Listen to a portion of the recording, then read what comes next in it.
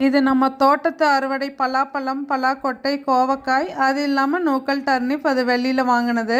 நம்ம கோவக்காய் செடி பார்த்திங்கன்னா ரொம்ப ரொம்ப சின்ன செடி தானுங்க. ஆனால் காய் பார்த்திங்கன்னா சொப்பி இருக்கும்.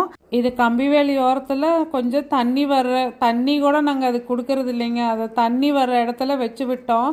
அதாகவே கம்பிவேலியில் படர்ந்து அது பாட்டுக்கு காய் கொடுக்குங்க. அதுக்கப்புறம் அது நல்லா காய்ச்சி முடிஞ்சதுக்கப்புறம் வாடி போயிடும், திருப்பி காய் கொடுக்கும். இந்த மாதிரி தான் போயிட்டுருக்கு. இதுக்கு ப்ராப்பரான பந்தல் போட்டு கரெக்டாக மெயின்டைன் பண்ணால் காய் ரொம்பவே நிறையா இருக்குங்க.